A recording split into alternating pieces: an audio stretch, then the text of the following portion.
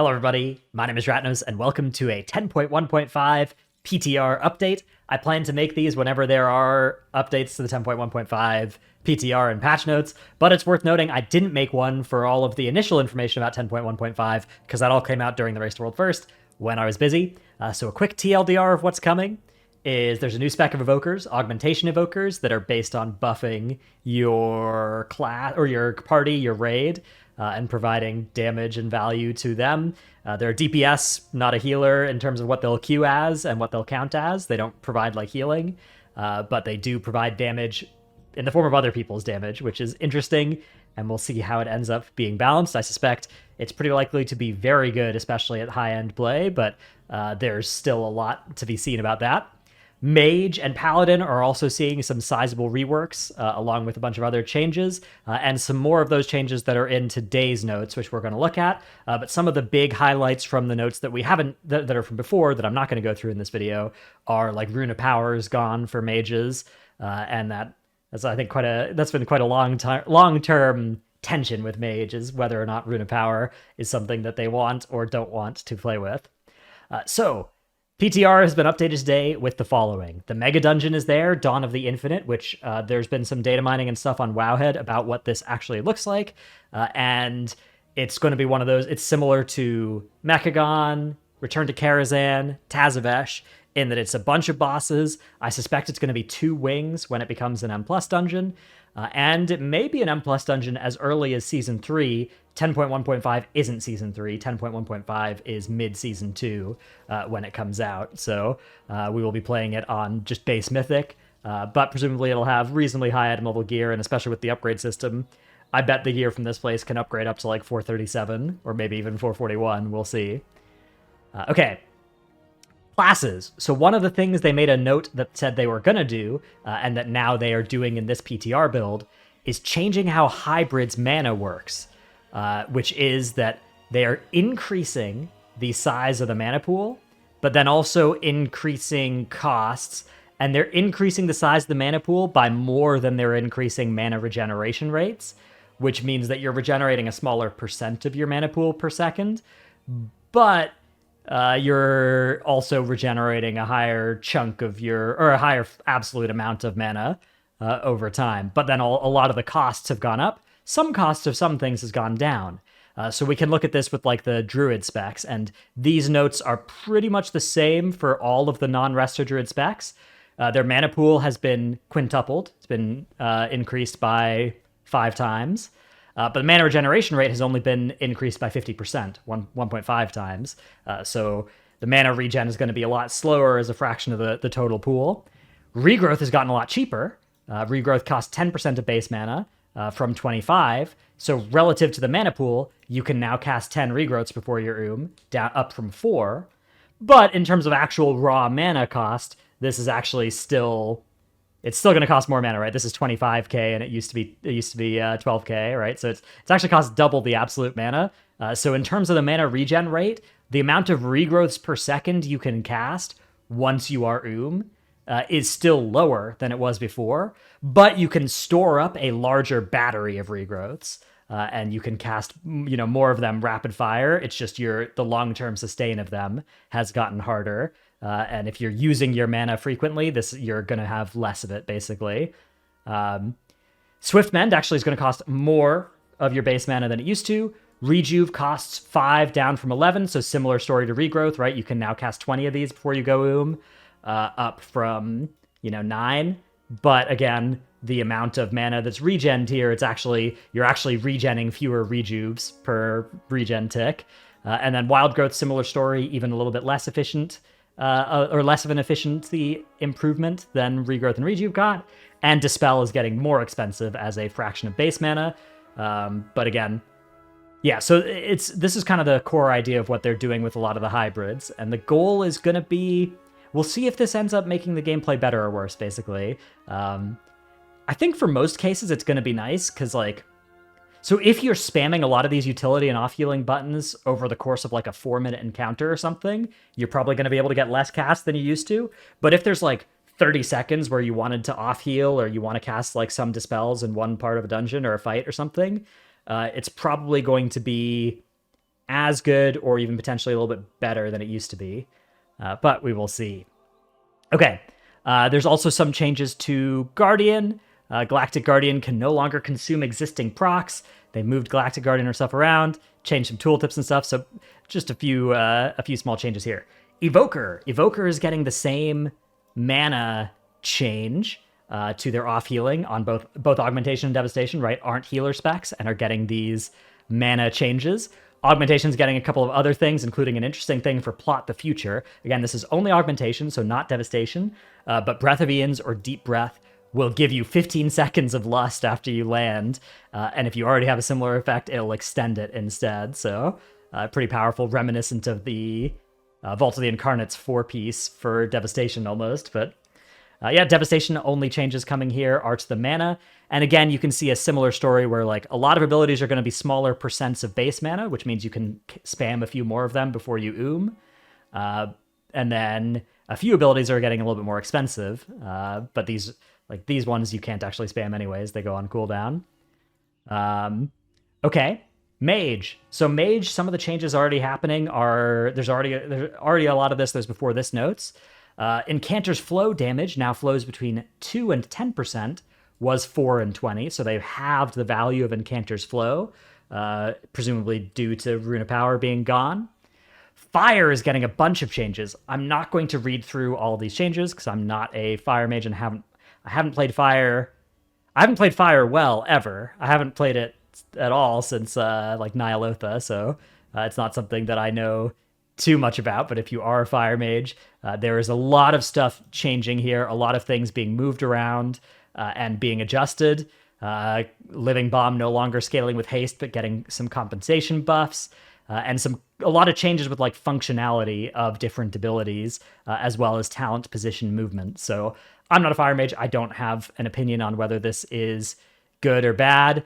I will say, in general, I like it when they make changes like this, reducing the number of ranks of some talents, but then also increasing the effect of those one ranks so that they're doing what they used to. This kind of generating some more talent points. As for specs that sometimes specs felt really talent starved. I don't know if fire was one of these specs, but when that is true, this is a really good answer for those sorts of specs. Okay, Frost Mage. There are some points that I want to pick out here. First of all, interesting thing trying to make haste a really good stat for Frost. 3% increased haste, and you gain 10% more of the haste stat from all sources. Interesting talent here, and will do a lot for, I mean, that's going to make every point of haste rating 10% better than it used to be, which is, that's a lot. Then there's also been some changes to Frost Elemental, or Water Elemental. Water Elemental, Icy Propulsion, and Snap Freeze have been removed, but Icy Veins now summons a Water Elemental to you for its duration. The Water Elemental's abilities apply Frigid Exposure, which increases the frost damage that enemies take from you by 2%, stacking up to 10 times to 20%. So interesting redesign here. I personally think this is cool because I always preferred playing like Lonely Winter and not playing with Frost Elemental anyways. But I think that having it summon on your Icy Veins is kind of a cool way to do it. But again, I'm not a mage. My mage is level 63 or something. So mage mains may have a different take. One thing I don't like is Coldest Snap here, especially if this is good. So this is a talent that says Cold Snap now also reduces or resets the cooldown of Frozen Orb, Comet Storm, and Blizzard. And in addition, your next Cone of Cold applies Winter's Chill to all enemies hit. I hate this. I think Cold Snap was a really cool piece of utility, but when you make a cool utility button have a damage component, you stop a lot of cases where you can use it or potentially save it for utility. You know, the right way to play a fight like any kind of DPS check, if you're supposed to talent something like Coldest Snap at all, is going to be to press Cold Snap to give you an extra Frozen Orb, right? And the fact that it resets your Ice Block, maybe there will be some fights where you plan around doing that, but if there is a fight where you don't have a plan to use Cold Snap to get 2 Ice Blocks, then you're never going to save it for that potential value, and you'll never get to make that play reactively, which to me is the fun of abilities like Cold Snap. So again, I'm not a Frost Mage. They may have a different take on this than I do, but just from reading this is not something that I would be excited about. This sort of baking damage into defense ends up usually just meaning you kind of just gotta use it for damage most of the time. Okay. let's talk about Paladin. Paladin is also getting the off-healing changes and the utilities changes to its hybrid specs. But Holy is also getting some more changes. Now, there's already been some changes to Holy, but there's some interesting effects here. Light Protection has a cool new effect that's reminiscent of Sins of the Many for Disc Priest that says your allies with Glimmer of Light take 16% reduced damage, split evenly among them. So if you have one ally with Glimmer, they're taking 8% reduced damage. Two would take, or sorry, they're taking 16%, and then two would take 8%. Three would take whatever 60, it's like 5.3% reduced damage, and then four would take 4% reduced damage, right? So depending on the number of glimmers you have out, this gets a little bit less valuable, but this will be providing sizable chunks of little extra value across your raid. In theory, there will be maybe ways you can play with this to make sure that a certain person always has glimmer, although in practice, probably you just have a lot of glimmers out, and so each individual glimmer is not providing too much DR. But I like the way that talents like this make specs like Holy Paladin have something better for M+, because talents like this, fundamentally, this is going to work. This is going to have a higher DR value in M+ than it will in Raid. Other changes coming here to Holy Paladin, again, more reworks and stuff. A little bit of a nerf to a buff to the Light of the Martyr healing, but also a buff to how much it's gonna damage you. So a nerf to it in that side. So we'll see how that ends up working out. But they want it to be an option for people who enjoy it. They don't want it to be a dominant spell rotationally. So we'll see if that lands there. They're also trying to make Hammer of Wrath something you have to spam a little bit less. And they're also trying to reduce Wings' uptime and shift more of the power into the base kit to make the Wings stuff feel a little bit more optional. Okay. Still a bunch more changes in here. Not a Holy Paladin. Not going to read through all of these. There is some changes here to making stuff additionally cost mana as well. Some of the Holy Power Spenders. So adding a mana cost to Holy Power Spenders accomplishes a few important things. Leveling out the rate of mana expenditures, reducing risk factors involved with mana-free healing, and allowing us to lean more into mana regen as a powerful tool in a Holy Paladin's kit. They're not attaching a mana cost to Shield of the Righteous, as we'd like Holy Paladin to be more mana neutral when actively playing offensively. Okay. And then here's Rep Pally and Prop Pally, just getting those mana pool increases. Not very many changes to the mana costs of their abilities, though.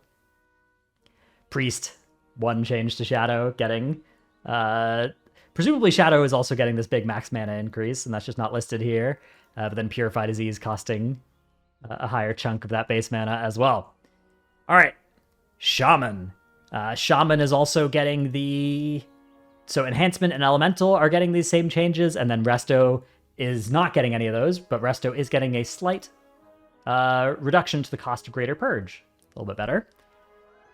Warlock, Glyph of the Observer is going away. They want each demon to have a similar silhouette so that each demon and the functionality or power they provide to the Warlock is easily understood by other players as well as the Warlock. I think this is fair. I mean, Glyph of the Observer is cool, but I think that especially for stuff like PvP, you want to be able to see and understand what is going on. So like different color schemes or skins for Fell Hunters, I think is fine. But the Observer does look pretty fundamentally different than the Fell Hunter. I think this makes sense, especially, yeah. At least they're not just doing it out of the blue. They're doing it at the same time as giving Warlocks a huge amount of pet customization in this patch. Okay. Affliction getting some slight buffs here to UA and Seed of Corruption in the form of damage and cast time, respectively. Demonology, which already received... So the story of the 10.1.5 initial changes is one of the first things they announced was that Demonology was going to be getting a lot fewer cores, and they were going to be casting a lot more Shadow Bolts. And then everybody was like, we hate this, we hate this, we hate this. And then they were like, okay, we're going to chill a little bit on that. And then... This here looks mostly to be... There's a lot of damage buffs in here. Buffs to other different effects. A couple of talent changes that I don't know how to interpret what these are doing. But yeah, basically, it seemed like they've made it so that the Demo, catastrophe train was averted. Destro, we're seeing a redesign to Crash and Chaos and an increase in damage on Dimensional Rift, but not too much else here. And that is it for the patch notes in this set of 10.1.5 changes. let me know whatever I missed in here and what you're most excited for about the patch. I'm planning to probably make a video about Augmentation Evoker just in general, because I think it's an interesting thing to think about, and basically my theory about how strong it'll likely be and why I think that, based off of just kind of fundamentals and also how it's been looking on PTR so far. And yeah, looking forward to the patch. Seems like it's going to be cool. Seems like it might be quite soon as well. There's been some data mining that suggests that it could be as early as like 2 weeks from now, which would be wild. But anyways, that's the end of this video. Let me know if you enjoyed it. I can continue making videos every time they do new patch notes or not, you know. Let me know if you have it. I guess if you watched this far, you probably want me to. So, yeah, I don't know. Maybe I need to put this at the start of the video. Thanks for watching, and I'll see you in the next one. Bye.